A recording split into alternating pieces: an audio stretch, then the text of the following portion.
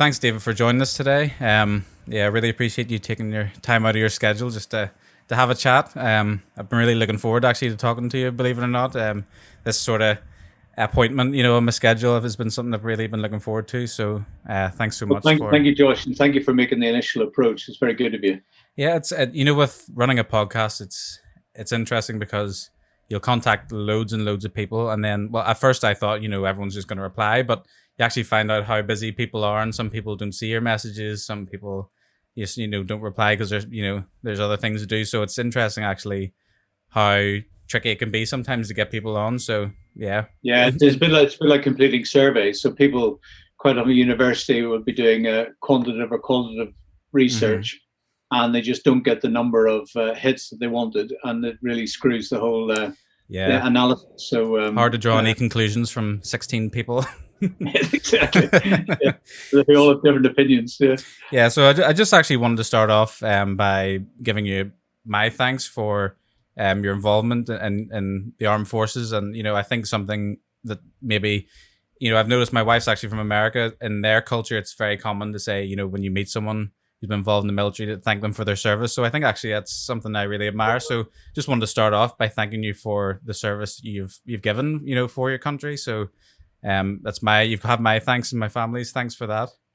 Well, Josh, Um, I appreciate that. It certainly, I think it's interesting how the American population view the armed forces compared to the British population, for example.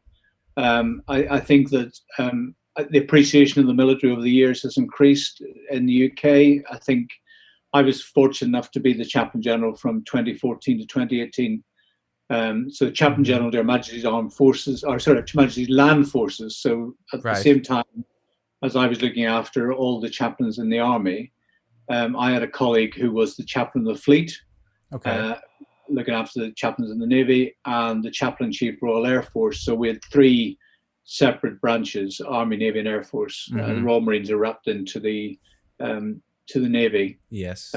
So I was solely responsible for Army chaplaincy. hmm But it is very interesting to compare how other countries view their chaplaincy, and I was lucky enough during my time to have some exposure to that.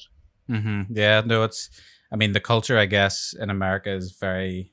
Um, I mean, people are very appreciative, and they also seem to know a lot more people that go into the military professionally, maybe than. I mean, I'm only talking for myself here, but I actually didn't know too many. I think my grandfather was involved in the military and a few other people, but actually, when you talk to nearly anyone in America, "Oh, I know I've got this many friends that are involved, and my dad was in this," and it seemed a lot more common for people to get involved. I guess that's just by virtue of having a larger military, by numbers. But Yeah, absolutely. And I think the other side of it is that when for a time I was the chief chaplain of the chaplains training school, and every year we would have theological students used to come hmm to visit us and see what military chaplaincy is all about. And one of the things I used to say to them was, you may not know somebody who is directly in the military, but I guarantee you, if you look and talk to people in your parishes and in the churches you come from, hmm there will be a huge number of people, yeah, uh, present and in the past, who have had military service in the Army, Navy, or the Air Force. mm, yeah. And I think them having some sort of understanding of military chaplaincy opens a door to a conversation, hmm um, which they may not have thought was possible. Mm. My father's father, my grandfather, he was, I think, in the Royal Artillery, if I'm getting the Yep. name right. So I Yep. think he was stationed across Germany and things like that. So my dad grew up actually, he was born in Nuneaton, and I think he grew up in a few boarding schools actually in England, and then also spent time in schools in Germany. So I think he was all over the place really, but it took him to a lot of places. I know that for sure. But what was your initial what initially exposed you to the world of the army and the military? What first got you involved with that whole world? I think there was the whole idea of service, Josh. So I started when I was at school. I was an air cadet at school. My father had done not national service, but at the end of the Second World War, he had been a trainee navigator in the Air Force. Okay. Of course, there was no conscription in Northern Ireland, so he had volunteered to do that. Mm-hmm. He became a policeman in his life, and I suppose the idea of service was always something that appealed to me. Mm-hmm. I applied for the Air Force initially when I was 16. to do a flying scholarship. I failed with distinction. I couldn't do the wiggly amps on the science paper, and the idea of joining the Air Force as a pilot wasn't going to happen. And I started looking around. The careers thing offered the other services, and I saw the Army, and I really liked that. So I actually joined the Army originally as an infantry officer rather than as a chaplain. Okay, yeah. So as a regular, I did my first degree at Queen's, paid for by the Army. Okay, so the Army paid for you to go through your So I was a cadetship officer. So I had been selected for a career in the military, but it still have the cadetship scheme, which gave me a bursary through the time that I was a student. And then I was committed to, after my 4 years at university, to fulfilling at least another 5 years in the military thereafter. And were your studies in subjects relating to the military, or was it kind of, did they pay you to go through it as a, some people are sponsored because of the technical backgrounds. They need, the military is a very scientific organization in many ways. It's a very technical organization. So some people have gone to university to do engineering, for example, or electronics, or cyber now, of course, the big thing. No, I read history, and I think the military, one of the things about that, of course, the military is recruiting from a broad sector of society, and they want people with a broad breadth of interests. So having a history degree was very common. Was that something you wanted to study or always had your eye on, that kind of? Yeah, it's. I think so. I think when I was at Queen's, I had some friends who were church students. I toyed with the idea of giving up my history degree to go and read theology.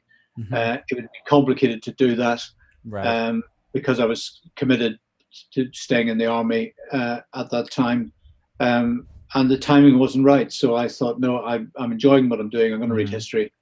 I will graduate for that, and then I'll go off to Sandhurst. And even from those early stages, then there was the interest in theology and the church, and you had an interest in ministry, perhaps from even then. Yeah, I think so. I think from when I was a teenager, I became a Christian when I was 16. Through a friend at school. I think, like a lot of young men, even in the early 70s, or the late 60s, early 70s, probably the early 70s, that it was okay to believe in God. A lot of young men find that quite difficult even today. Yes. And I find with young soldiers that it was okay to believe in God. And I've always had this deep belief in God. I came from a church family, and the idea of going into the military was something that sat very easily with my Christian faith and with my beliefs. Okay, yes. Sometimes these days, even, admitting that you believe in God can be like an object of ridicule in itself from some people, which is interesting. Exactly. Even the changes. And there's a lot of negative Christianity that goes on. Christians don't do this, don't do that, do the other thing. Well, let's flip it in his head. What do they do? Yes. Well, my dad always said the exact same thing. He said people in work would be like, "Oh, well, you can't drink, you can't do this, you can't do that, you can't go out clubbing," and then he was like, "Well, it enables me to do all these number of other things, So that's funny enough. That's something my dad actually always said himself.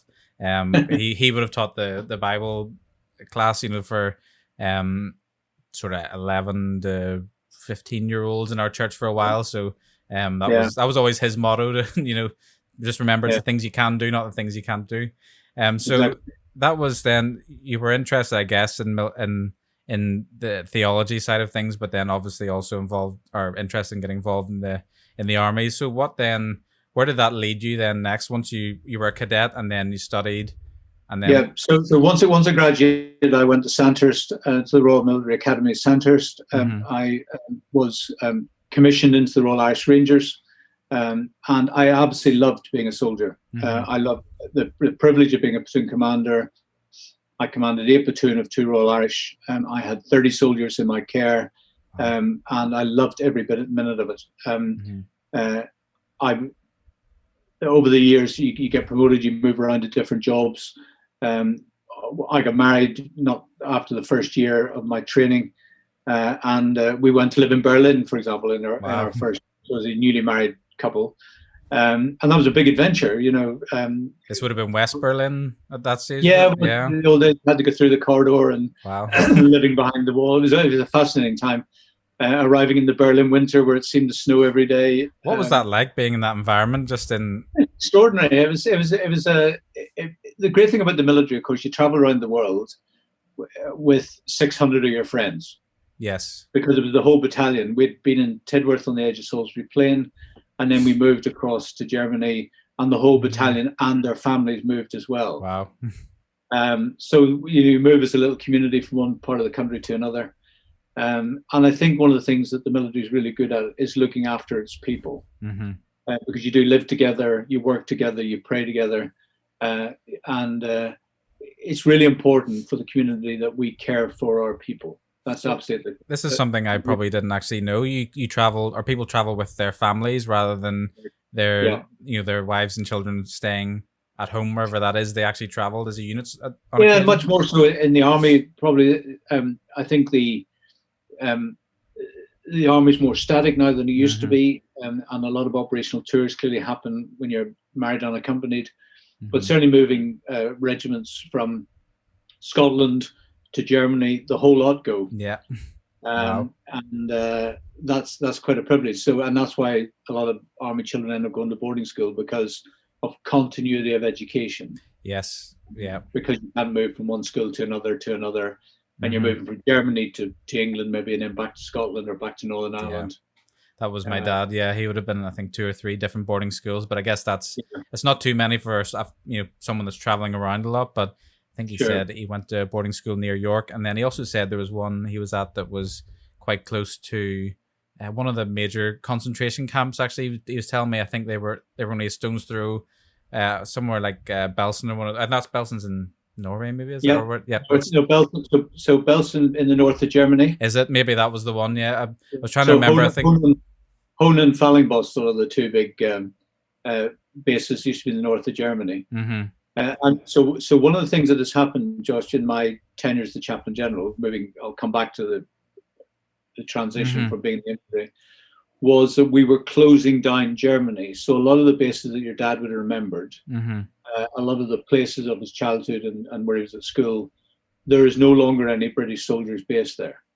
Yeah. So we've all come back pretty much to the UK and been re-garrisoned around the world, but there are very, very few British soldiers still serving in Germany today. Yeah, it was that transition phase, I guess, but from one. Yeah. It was a whole paradigm shift really in Europe, I guess, and the fall of communism, and even slightly before that, and it's very interesting. I mean, I almost envy the travel aspect of the military and getting to see these different places and be stationed in different places. Were you in a number of different countries yourself, or? Yeah. So initially with the Rangers, we started off in the edge of Salisbury Plain. Then we went out to Berlin. We then came back, because I was in the Rangers. I went to Ballymena to the Rangers depot, and then ended up going back to Dover. So I finished my time in Dover, and but between those times you do overseas trips. Yes. So I did a tour in Cyprus. I did some time in Canada. I went to Jamaica to work in the jungle. Jamaica sounds like a holiday island, but it's primary jungle. Right. So that was fantastic in 1982. Brilliant. Yeah. Working in the jungle was just completely different than anything I've done before since. I can imagine. But that was great. I wouldn't even have thought that the British Army would have. I mean, I guess it makes sense when you think about it, but Jamaica seems a very long way away, Yeah, it was. It was to do with partly because of where there's jungle that you can train in, and partly because the Jamaican Defence Force wanted to send some soldiers to the UK, and we did a company exchange. So my company went to Jamaica for 6 weeks, and the Jamaicans came to the UK for 6 weeks, just after the Falklands War. And did part of your service involve them working in Northern Ireland and in that conflict? So when I was in the infantry, I did the 2 years in Ballymena. As a chaplain, I did 3 subsequent tours in the province. Once in North Belfast, once on the border in South Armagh, and then once I was the senior chaplain eventually in Lisburn, Right. So I did, yeah. So I did move around. Yeah. Mm-hmm. So Yeah. the house we're living in is our 18th home. Wow. I don't even want to think. I mean, I've got married at the end of last year, so we done one house move. We were originally in Ballynahinch and then moved to East Belfast, and even the thought of transporting all that stuff again, I couldn't even imagine doing that 18 times. But Yeah. You that's get to know what you like and what you don't like, I can tell you. streamline the process. So obviously, yes, you're involved as an active soldier as such, but then the transition to chaplaincy. Tell me how that happened. Okay, so I always had this niggling call from God to go into the church. Mm-hmm. Probably going back to my school days, certainly through my university time. As I said, yeah, I loved being in the Rangers, but this niggling call from God to go into the church would not go away. I thought about it a lot. I prayed about it. I spoke to friends and colleagues in the army, including some of my chaplain friends, and they said to me, "You're never going to know whether this is right for you unless you put it to the test." Mm-hmm. So I said, okay. So if I'm having grown up in the Irish Presbyterian Church, Mm-hmm. should I apply to the Presbyterian Church in Ireland? And said, well, you can do, but actually, this is in the mid 80s now. Mm-hmm. The Church of Scotland is the umbrella church for all Presbyterians in the army. And it's really the mother church of the Presbyterian Church. Mm-hmm. And therefore, it's a much broader church. We feel you'd be better suited to the Church of Scotland rather than the PCI, Presbyterian Church in Ireland. Yes. So I decided that the time was right that I should apply. I say we were married with no children. I really felt called by God to go and do this. My friends in the regiment thought I was committing financial suicide. Mm-hmm. We were in those called dinkies, double income, no kids. My Right. wife's a teacher. Yes. And we had a very good lifestyle. I loved what I was doing. We were very happily married. We still are very happily married. But this niggling call would not go away. Mm-hmm. And my father, who was very religious, thought I was being irresponsible because my career was going well. I'd been promoted, obviously going in the right direction. Yes. And but he felt that the responsible thing to do, given the fact that I had a wife and a mortgage, was to soldier on. I decided I would apply to the church anyway. I applied to the Church of Scotland. I was accepted as a candidate. And when I got the letter of acceptance, I resigned my commission the next day. Mm-hmm. It didn't mean I could leave the next day. I had to give 6 months notice, but that allowed me to leave the army. I was commanding a company in Cyprus at the time. So I had to get back from Cyprus. We had to move house, and I ended up going to be a student at St Andrews in Scotland, as a Church of Scotland candidate, where I was a kept man for 4 years. I had a student grant. I'd given up my career, and my wife's a teacher, and she mercifully got a teaching job, and she taught while I studied for 4 years at St Andrews. In Scotland, yeah. Before getting ordained into the Church of Scotland, yeah. Okay, and then so at that stage, then you'd applied, been accepted. And what does the role of an army chaplain look like, or a chaplain working in the military? What does that in practice look like? Okay, so to be a chaplain, you have to be an ordained minister or priest of one of the main denominations. So in the chaplains department, we had Church of England chaplains, Roman Catholic chaplains, Methodist chaplains, chaplains from the United Board. And I've forgotten one. There were 5 different groups, all from the main Christian denominations. Laterally, we had a couple of Salvation Army officers became chaplains, although we had them during the war. So when I was ordained into the Church of Scotland, I had a number of options. I could apply for a parish. I applied for an academic job. I could go into some form of chaplaincy. And I really felt called to go back to the army. So I applied, was accepted, and went back to the army as a trainee chaplain. And you do some training, and then you get posted to your first unit, and you really learn on the job, pretty much. I'd already been a stanter, so I didn't have to learn the military background. I needed to learn how to exercise ministry in the military environment. So you don't need a military background to be a chaplain in the Absolutely not. military. No. So Mm. we send chaplains as professionally qualified officers to Sandhurst. They're trained how to be officers. They're trained how to Mm-hmm. represent the core values of the army. They're trained how to exercise their ministry, be it a doctor or a nurse, Mm-hmm. a dentist. It doesn't matter what you are. If you're a Yeah. professionally qualified officer, you'll all be trained together, And so you can effectively work in the military environment. do chaplains have any military obligations in terms of actually getting involved in the military side of things, or is it a completely distinct, almost branch, within Yeah, the army? completely different, distinct. The great privilege is when you get posted to your first regiment, they will often allow you to wear their headdress, because if they wear a particular Mm-hmm. hat, or you can wear some of their flashes to say that you Mm-hmm. belong to that particular regiment. But we try to ensure that chaplain's identity is preserved. We don't want people. Soldiers don't need another officer running around who's trying to Mm-hmm. be we say more green than they are. Okay. They want people who will be different, but who will go walk alongside them. Yeah. So everywhere the soldiers go, a chaplain will go with them. Mm-hmm. So one of the things we tried to do was that every major deployable unit, which is anything from up to 600 people, Mm-hmm. when they deploy around the world, both in peacetime and in war, we will ensure a chaplain goes with them. I actually wouldn't have assumed that the ratio would have been that high in terms of chaplains per soldiers. I would have thought maybe it would have been, one chaplain per 1,000 or more. But No, that's. so in the army, when I was chaplain general in the army, I had the army was about 70,000 strong, Mm-hmm.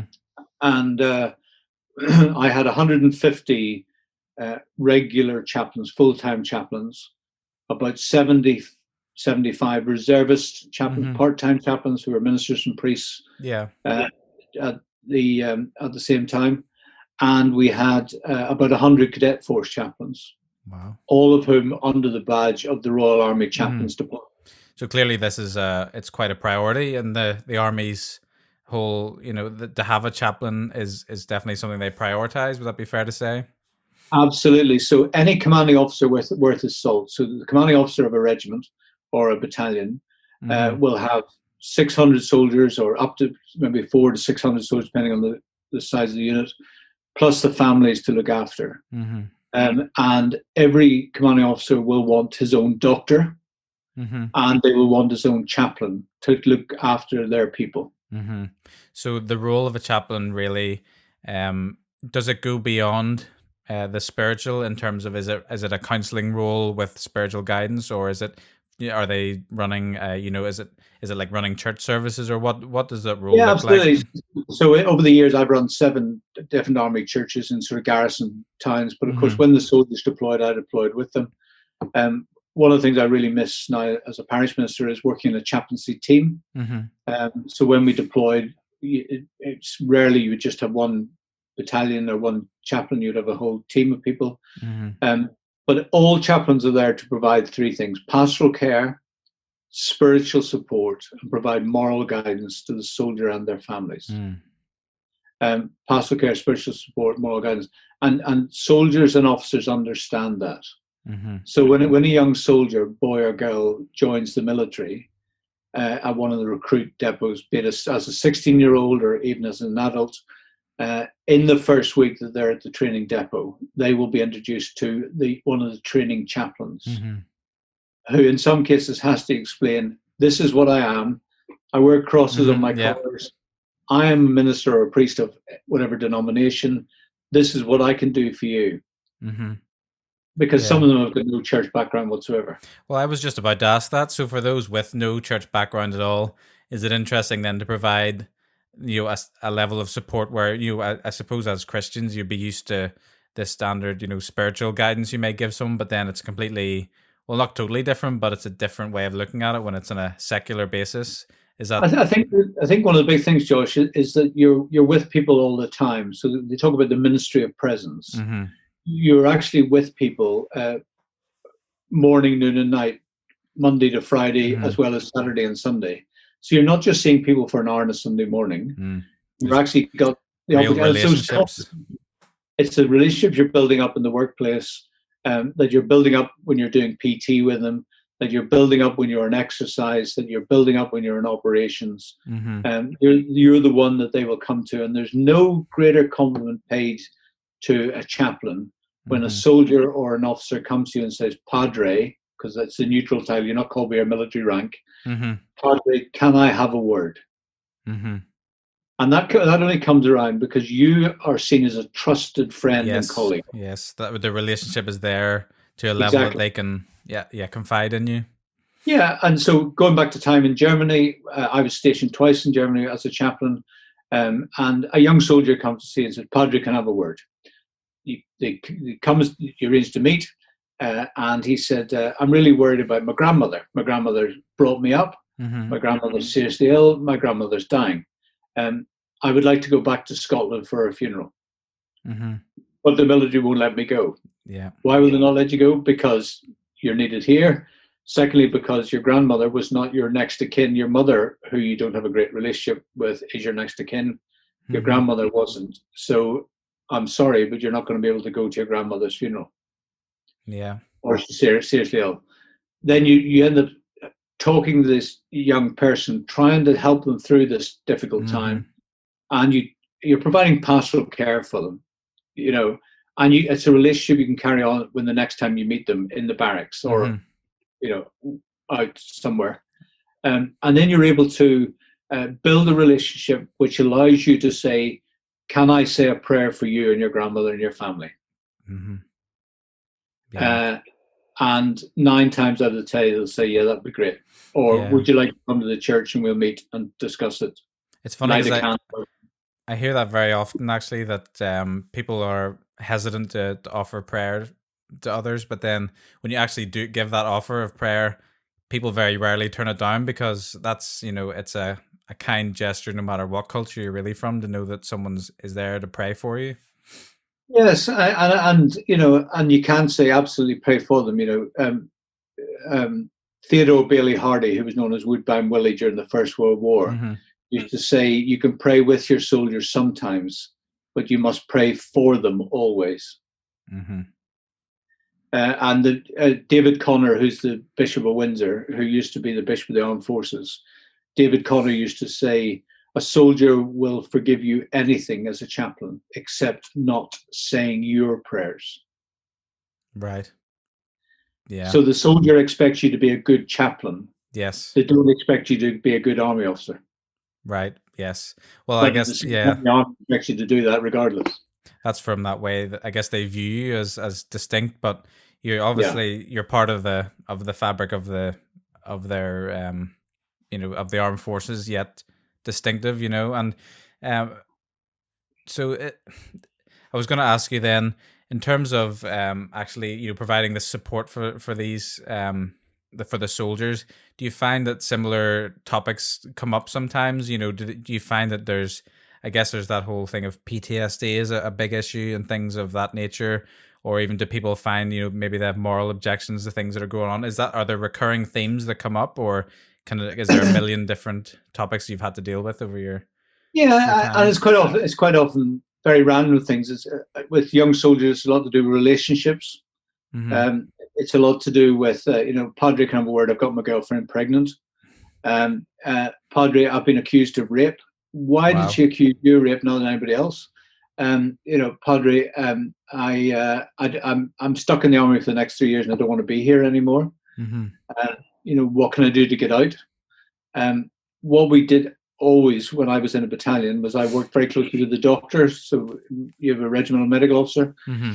So occasionally I would see somebody was suffering from stress or post-traumatic stress or some level of trauma. And they came to see me. I would say, have you seen the doctor? Mm-hmm. And they say, no, I don't want to go to the doctor. I said, look, I tell you what, I can't help you with what I think might be wrong with you, but why don't I go with you to the doctor? Yes, that level of moral support that they and I will walk with you and we will look after you. And I know the doctor is a good chap and he will look after you and give you what you need and signpost you to where you need to go. Mm-hmm. And similarly, the doctor occasionally would say to me, David, would you see somebody because they need just a bit of listening to. Yeah. They need they're feeling a bit fragile. They need a bit of space. Are you prepared to spend time with them? And of course you do. Mm-hmm. Yeah. And do you have a duty of confidentiality really in that role? Absolutely. Some churches do have, the veil of the confessional. Mm-hmm. Certainly, some of my Roman Catholic colleagues, if something was said in that context, it'd be really difficult. I've always taken the view in confidentiality that unless I thought that somebody's own life or somebody else's life was at risk, Mm-hmm. I would, of course, preserve that confidentiality. If there was a high risk scenario, I would then probably elicit the support of the doctor to try and get somebody sectioned if they had to be, Mm-hmm. or to ensure that the officers who were also looking after the same individual, and it's not just soldiers, these are sometimes officers who get Yes. themselves Yeah. involved, that whoever was in their hierarchy, their chain of command, was also equally aware of their needs. And Mm-hmm. we did what we could to support them at their time of need. Mm-hmm. And the other question I had was the role of chaplain. Did you find that then in cases turned into, I suppose by nature it's evangelical, but did it turn into that sort of, through these relationships where you were finding yourself walking people to, in their faith to maybe to be with, to be a believer, or, to be, do you find you were walking through that kind of evangelical process, or was it very much, restraining from that, but still providing that level of support? I think the level of support is for me was the key. Mm-hmm. When I was the deputy chaplain general before I became the chaplain general, I had some gardening leave Mm-hmm. with 6 weeks off, which my wife said I didn't do any gardening, but I had time to think and reflect and pray about what I was going to set up as my priorities when I became the chaplain general. Mm-hmm. And I was in the garden, literally in the garden one day, and my wife said to me, "Where are you going?" I said, "I need to go in and write something down," because it suddenly came to me, what is the relationship between the soldier and the chaplain? What is the soldier and their families look for or seek from their chaplain? Mm-hmm. And it was a divine inspiration that I came to the conclusion that they wanted somebody who was prayerful, Mm-hmm. who was professional, and who had a positive effect upon their lives and the lives of their families. Mm-hmm. Prayerful, professional, and positive. And in return, as the Chaplain General, I tried to ensure that all our ministers and priests who came to the army as chaplains were ministerially fulfilled, vocationally nurtured, and professionally equipped to do the job that God had called them to do. Mm-hmm. There's a national shortage of clergy. And we were very privileged that the churches, what we call descending churches, Mm-hmm. the Church being Catholic Church, Methodist Church, Mm-hmm. and the United Board, as well as the Church of Scotland, allowed ministers and priests to come and serve alongside soldiers. Mm-hmm. And that was something the army really wanted, Mm-hmm. And it was something that we did our best to recruit. So our recruitment was quite a big agenda, and we recruited some really high caliber people. Yeah, because I felt that, and they had to go through the Army Officer Selection Board and be selected properly, because I didn't feel we were serving the individual as a minister or a priest or the army well if we were recruiting people who were not up to the mark. Yeah, exactly. And honestly in that. Exactly. And I'm sort of wondering then, did people ever, just from attending, I suppose the church services or getting to know you, were the people that would have asked you, have said, this whole God thing, maybe it is real, maybe I believe in it. Will you pray for me and help me walk through that? Was there people that? Yeah, absolutely. And I think that's something that, that's a privilege that all chaplains, all ministers, in fact, all Christians can do, that we, I think that you don't wear your heart on your sleeve, you don't wear your faith on your sleeve, but people know, because of the environment you're working in, they know whether you're living the gospel when you're with them so often. Yes. If you are saying one thing and doing something else, soldiers can spot a bluff at 1,000 yards. Absolutely, anyone can. Absolutely. So you need to be true to your faith, and you need to be true to the faith needs of others, and being able to pray with people, to be able to offer them communion on a battlefield, is an extraordinary privilege. to be able to have that word in season, that right word of somebody saying, even people saying, I don't believe in anything. You say, well, you've got to realize that, God's kingdom does not stop the day you put on an army uniform. Yeah. And therefore, you have the opportunity to grow as a Christian. And there is that evangelical side where people absolutely come to faith. Traumatic incidences cause people to reflect more deeply. Yeah.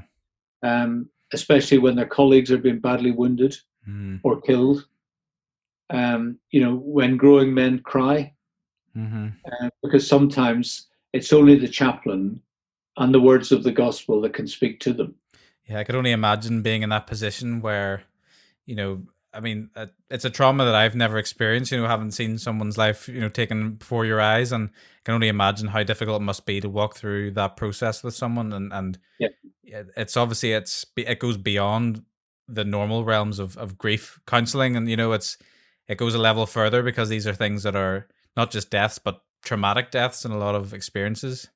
And of course, an awful lot of this is happening away from the normal support networks. It's away from home. It's away from family. It's away from friends.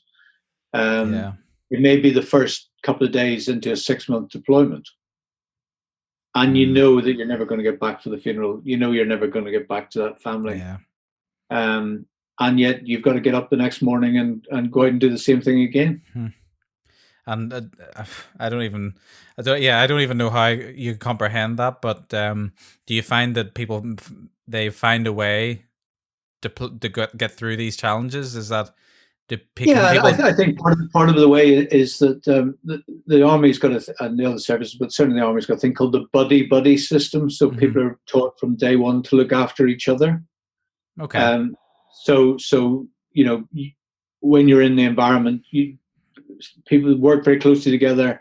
They care deeply for each other. They look after each other. And if they see somebody, especially if there's been an incident where maybe somebody's no longer behaving the way they normally do, or they're having sleepless nights, or they're exercising signs of stress or trauma, then they're very quick now to identify that and to signpost people to, you need to go and have a word with the padre. You need to go and see the doctor.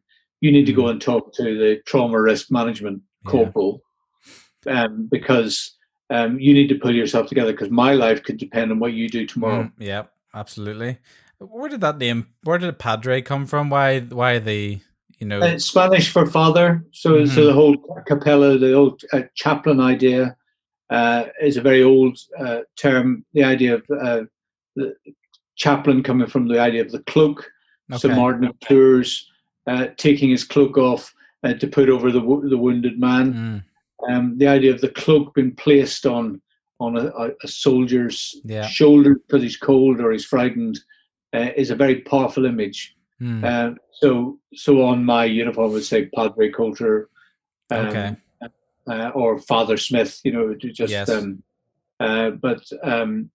it becomes a very generic term. So the youngest soldier, you would go into the camp in the morning, and the youngest soldier would say, "Good morning, Padre." You go to the commanding officer, the senior soldier, and he would say, "Good morning, Padre."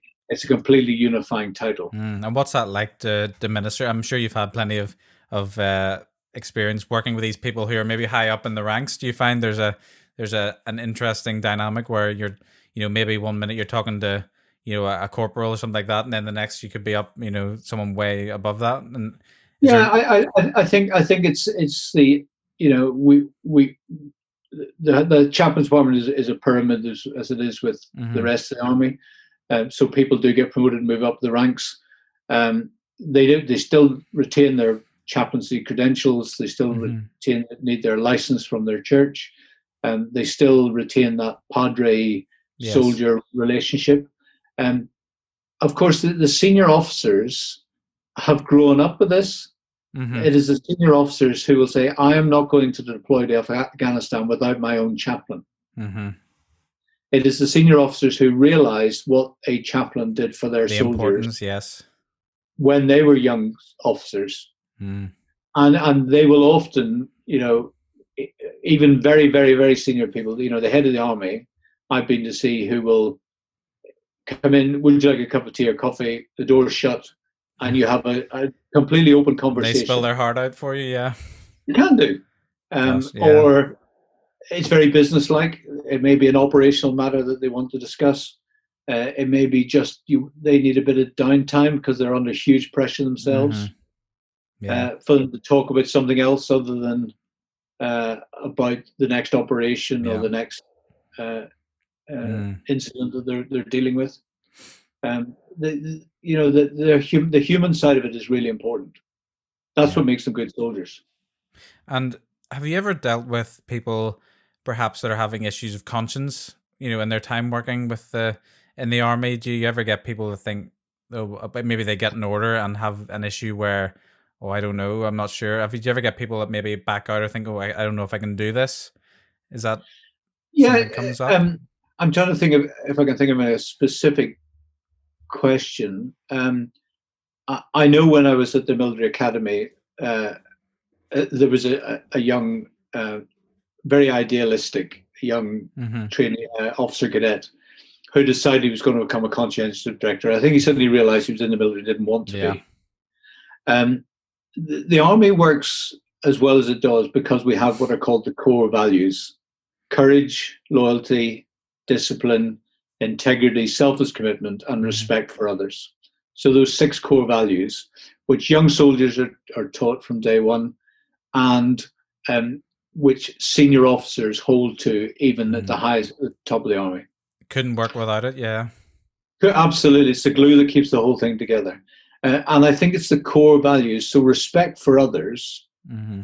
or integrity, loyalty, and discipline are things which um, people recognize. And if somebody was to say, I'm gay and I can no longer be in this environment, or they want to say, I really do not believe, if you're a Muslim soldier and you Mm-hmm. do not want to serve in a Muslim country, then that could be seen as conscientious objection, but would be dealt with really sensitively and Mm-hmm. seriously. I was going to say then, is there concessions that are perhaps made in terms of, it could officially be seen a certain way, but, maybe, do they find ways around, where they can make concessions, or Well, how's that dealt with? yeah, I don't think we make concessions. I think we treat people with great respect and Mm-hmm. dignity. Apart from the Christian chaplains that we had, I had five faith advisors from the Buddhist, the Hindu, the Jew, the Sikh, and the Mm-hmm. Muslim community, who would provide me with real time advice. Mm-hmm. So, if, for example, you are, I've seen, Josh, some young Muslim soldiers praying 5 times a day, being more devout than any evangelical Christian I know. Yep. And Uh, and I've also seen soldiers, non-Christian soldiers, being on duty to allow Christian soldiers to celebrate Christmas, for example, mm, because they know that the flip side is that when it's their religious festival, yeah. one of the Christian soldiers would do the same. It's that Mm-hmm. give and take. It's not It's concessions. a It's brotherhood, really, is what you're describing. brotherhood is, yeah, and now that there are girls in the infantry, over the summer, the Trooping of the Colour, which took place at Windsor rather than London, Mm-hmm. the big parade that happens for the Queen's Yes. birthday.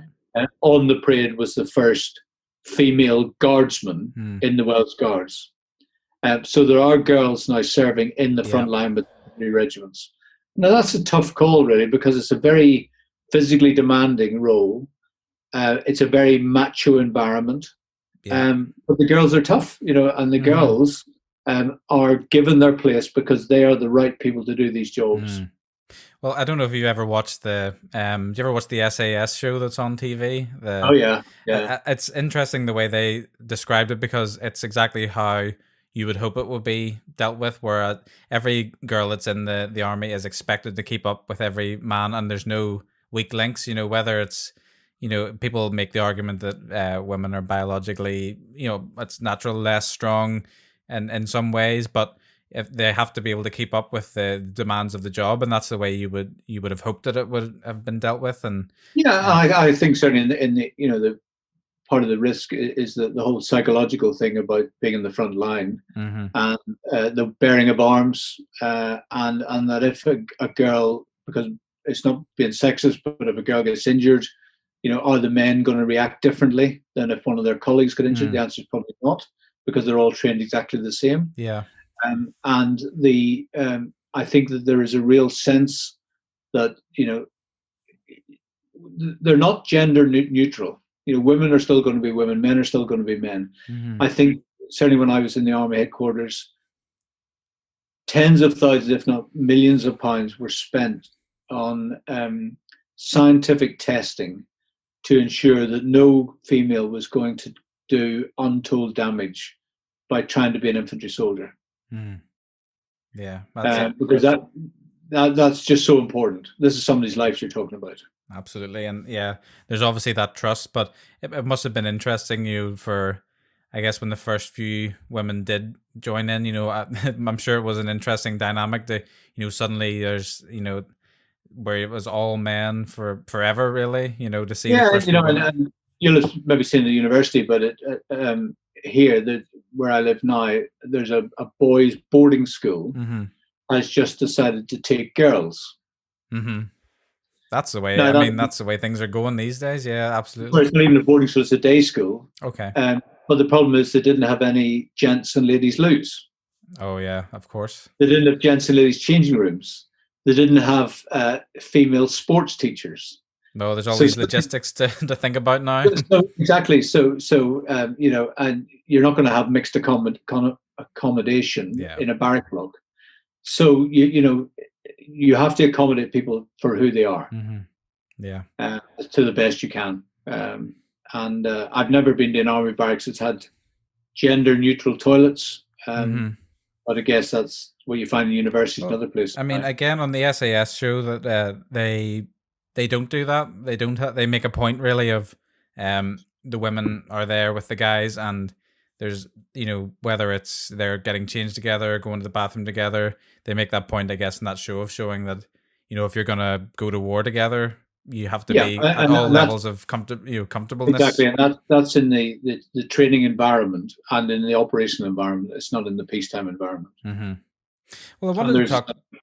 Sorry, I didn't mean to cut across you there. Okay. I was going to say I wanted to talk to you a little bit about, I guess, the whole concept of Christians being involved in the military.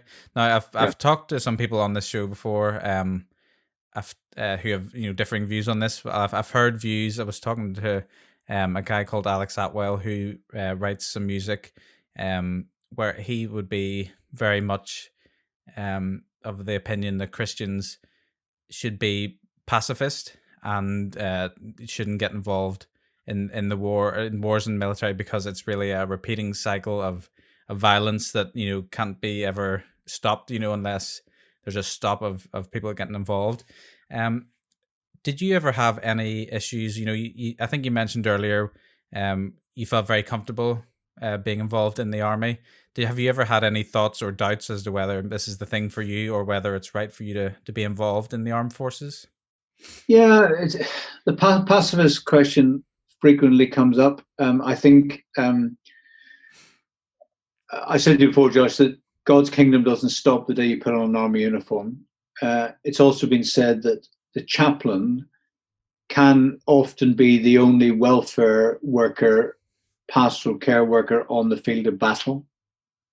And that if we are to turn our backs on the soldiers when they go to war, because this is what people are asked to do, then we're serving them not at all well. And therefore, I genuinely believe that while of course we pray every Sunday for a peaceful world, and we pray that God's kingdom would take over.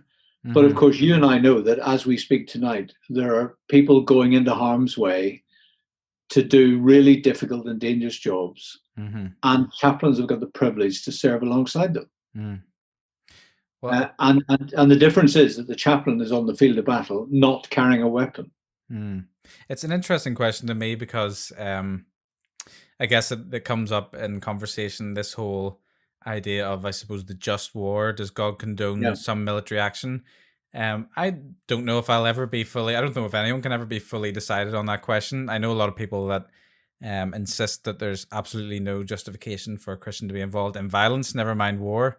Some people say even if someone was to, I've heard friends say, if someone was to burst in through the front door trying to harm your family, that they would try, I mean, other than restraint, they would never, perhaps if there was a gun lying around, they wouldn't think, would they ever use that to stop someone from doing harm to their family. So I've heard a lot of different points, a lot of different points of view, and I don't think I would necessarily agree in total non-violence, because I think I've just seen too many cases in the Old Testament, which, to be fair, people will say there's differences in the Old and New Testament and how that applies today. But I've seen too many examples, I think, of heavenly or sort of violence that has been condoned by God for very specific purposes in terms of actually bringing about good in the world. I was just wondering on your views on that sort of this question of whether violence and Christianity, is that something that can ever work together? They live in real tension with each other, don't they? And I think there is, why do we have armed forces? Why do we have nuclear weapons? It is a constant battle. I think chaplains spend a lot of time thinking about these things and talking to soldiers about these things. I think that there is, what's that? I was trying to remember the quotation. I'll get it wrong now. About evil men only succeed where good men do nothing. That's a misquote, but and I think that we have a moral responsibility to bear arms and to do what is right, really. And I think that we, as chaplains, are called to serve alongside those who may be required to take life. And, that is really difficult. And I've known some chaplains who have given, even evangelical Protestant chaplains who have given almost confession and absolution opportunities to soldiers because of the trauma of what they've been part of. Either taking somebody else's life themselves or indeed seeing one of their friends' lives taken away. And are there those then that would feel like they have sinned by doing those actions? Absolutely. Yeah. Absolutely. And this is, when you're in these very rare but very high intensity life and death situations, then to bring any comfort to that situation is for the good of everybody. That's very challenging to think of, because you would think that if someone's comfortable with the idea of joining the army, really, and doing that they would be then okay with what comes with that job. But I suppose until you're in that situation, you don't know how you'll feel. Exactly. And I think it's a bit like being in the centre of London when one of these attacks is happening. At London Bridge, you've seen on the television, or Yes. or in the Barrow Market thing, with either weapons or knives are being used with great violence. Do you stop and pray? You're probably running down the corridor praying. I would be, I guess. Yeah. But actually, if you were suddenly round the corner and there was the assailant in front of you, what would you do? Yeah. Yep. That's what I don't know if we're designed to be totally no. To not resist that kind of evil. No.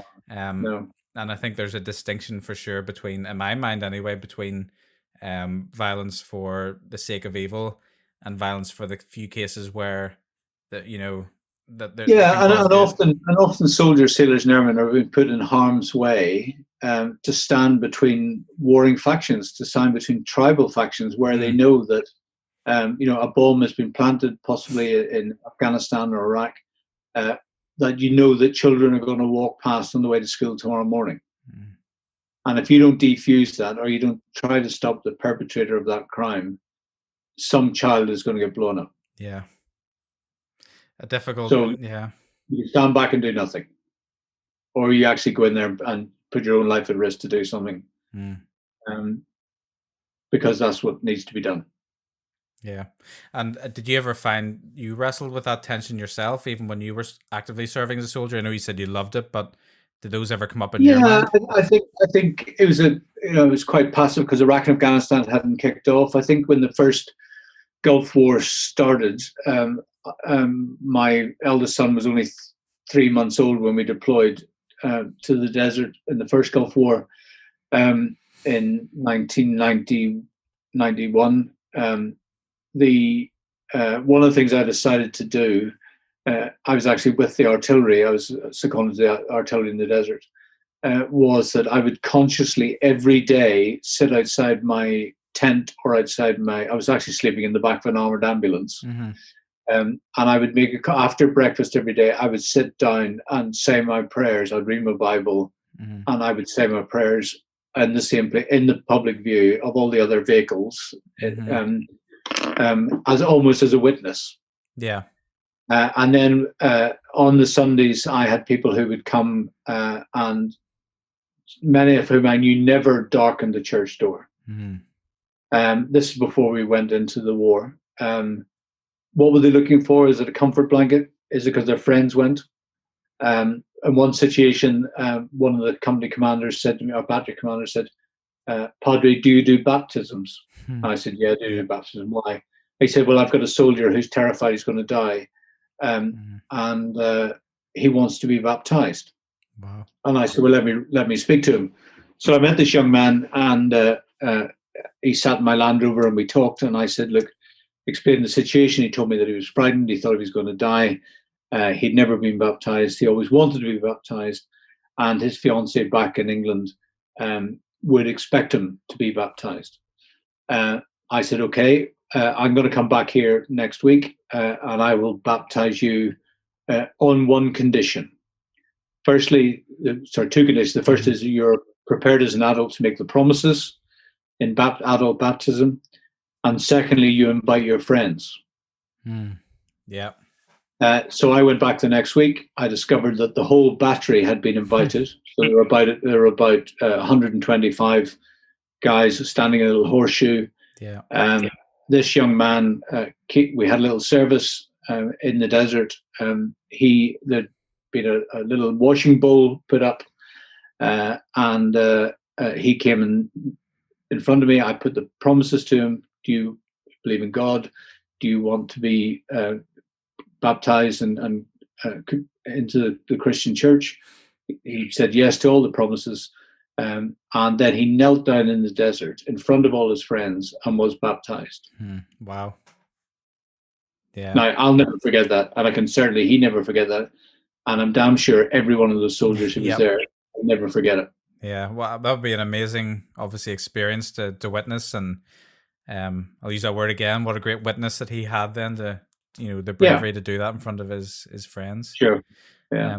And I mean, that thought of having it just came to my mind there that you are really ministering to people in a place where very few get to go, in terms of you're facing men that are very in touch with the concept of their own mortality.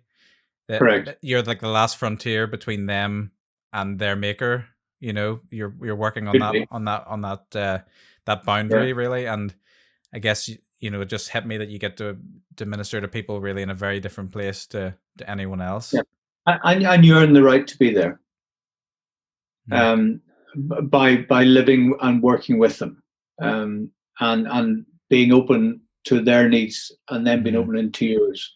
Because I knew in the desert, I knew in when the bombs and bullets were flying, that they would look after me in the way that I would try and look after them. Absolutely. Amazing. And another question that I had for you is another thing that came up in my interview with Alex. I should really tell you who he is first. He's a friend of mine that I've known for a while. I can't say I agree with everything that he says, but I had him on the show because he writes music really that's intentionally provocative in a way, but it's really his way of processing what's going through his mind. And his ministry by nature is of peace and reconciliation. That's the slant and what he works with. So therefore, I suppose it's natural he's working through these issues of pacifism and violence, and even in terms of remembrance. He's written songs about the concept of Remembrance Sunday, and in some ways he said he had an uneasy feeling of looking at people, this issue of this idea of remembering what could be considered well, I'm not going to say an evil act, but in his mind, he would have said a harmful act of war. So, what would, in your opinion, be the proper way for Christians to remember the service of soldiers and to remember war? I think there are sort of key words, like service and sacrifice. This is about commemoration.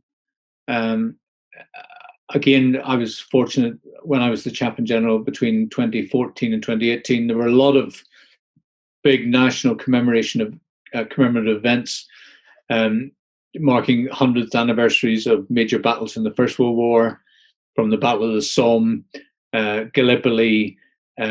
Even we had things like Agincourt, Waterloo, the 200th anniversary of Waterloo, and the up to the end of the war with Somme, Passchendaele, and then the conclusion of the war. Um, Huge national events, and so often with heads of states and royal representatives, who felt it was important on behalf of the nation to mark the service and the sacrifice. And I think one of the things that my French colleagues found strange was that we always involved a Christian act of worship. Whereas in France, you have a military parade and then you have a church service, but the two things are not combined. Whereas in our world, we would always have the two together. We would have a drumhead service, we would have an act of remembrance, we would have words of commemoration, we would have prayers, and asking God's blessing upon those soldiers, sailors, and airmen and their families who gave so much. And Um, is there any conflict in your mind when it comes to just thought of a Christian being involved in uh, the military, which by nature is violent and is involved in war? Yeah, I don't think there's any conflict in it when you are there to support those who have to do the fighting. That you are there um, to look after these people who God has sent into harm's way, and they draw strength with the fact that you, as a Christian minister or priest, are prepared to sit alongside them to face the same dangers that they are facing. Uh, we can't airbrush history, and I know there's been a lot of that recently in all sorts of ways. And I think, as far as military service is concerned, we certainly shouldn't try to airbrush what people have been asked to do in the country's name, and and that comes with a price. And when it comes to the Um, idea of being in the army, where you're naturally yeah, serving your country, is there any kind of tension between this idea of um, church and state? Because I know a lot of people will say that God's kingdom is the only kingdom you should serve, and this idea of serving and a worldly state is harmful. What are your thoughts on that? I think there's always going to be a tension between church and state, and the church has always got to have the freedom to speak out when it feels it's necessary to speak out. I think the biggest existential threat to Christian chaplaincy today is from the humanist. I can think of senior commanders who wouldn't claim to believe in God at all, but absolutely saw the value of chaplaincy for what chaplaincy did for their soldiers and their families. And that's always been the case in war, and it's been the case historically, and it's been the case in the past, and it'll be the case in the future. Um, I think the threat is where the humanist is trying to remove the soldier's right to have a Christian presence in their midst. And what can they offer in the field of battle? Um, So there's been a move to replace Christian chaplains with secular chaplains. Then, Absolutely, it's the biggest existential threat that chaplaincy is facing today. It is absolutely not from the military to invest in chaplains and to recruit them. It's because the humanists feel that they can replace chaplains, and the army was absolutely clear that they wanted Christian ministers and priests to serve the soldiers in the front line. so in your opinion, then I'm just trying to understand the other point of view. What would be the benefit then of having a religious or Christian chaplain as opposed to perhaps a secular counselor type role?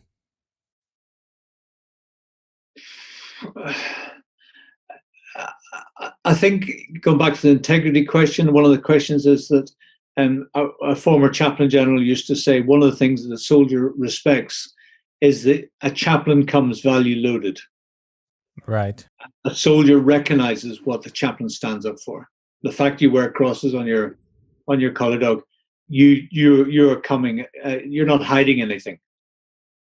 Whereas if a counsellor come, you don't know what they're going to bring.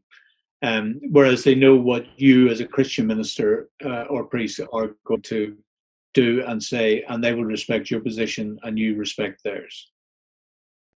Yeah, so there's a kind of universal set of values that a soldier will expect when they're speaking to a chaplain. Then, correct, and there's an honesty about that. so just to finish up, then I just wanted to end by asking you then, in Sure. all your years of being a military chaplain, what would you say would be one of the most memorable moments or stories that you've had over your career? I think, Josh, there's been many things. I think praying with soldiers at a time of need. I think saying prayers for the dead. People being with soldiers when their colleagues have been killed. Very precious time. I think you remember people. You remember it's the people that you're with, and they remember you. And one of the great delights is that a soldier in the Gulf War, who was with the Scottish Regiment, left the army years ago, is now a security man at Edinburgh Airport. And I was walking through Edinburgh Airport one day, and he suddenly saw me in the crowd, and I was in civilian clothes, and he said, "Padre, come on over," and waved me through. And that was a fabulous occasion, because he had touched my life and I had touched his. Yeah, so the relationships go on forever. Absolutely, and that's people talk about the veteran community and the British Legion and all the old and bold who put on their uniforms and their berets and they march to the cenotaph and they turn out on Remembrance Sunday. It is those relationships which are really special, and being able to be part of that is a great privilege. So yeah, I just wanted to finish off by saying to you now, how grateful I am for you taking the time out to talk to me tonight. And I just wanted to reiterate, this idea of I wanted to thank you for your service, because I'm sure you've touched many lives over the course of your career, and there's been so many, obviously, that you've had an impact on. So, and yeah, I just wanted to thank you again for taking the time to speak to me tonight, and for your service. Well, Josh, I'm really grateful for you taking the time and for taking this up. When I was thinking this afternoon, and in church this morning, and then come to talk to you, I was thinking, how would we encapsulate this in prayer? And I could only think of the chaplain's collect, so the prayer. So every regiment in the army has got its own prayer or collect, and the collect of the Royal Army Chaplains Department is, blessed God, who's committed the glorious gospel to our trust, have mercy upon the Royal Army Chaplains Department, and grant that we may never glory save in the cross of our Lord Jesus Christ, but in all things may prove ourselves as thy ministers, through Christ's sake. Amen. Amen. Well, thanks again, Reverend Dr. David Coulter. Thank you so much for your time, for joining us tonight. No, bless you. Thanks so much, and you take care.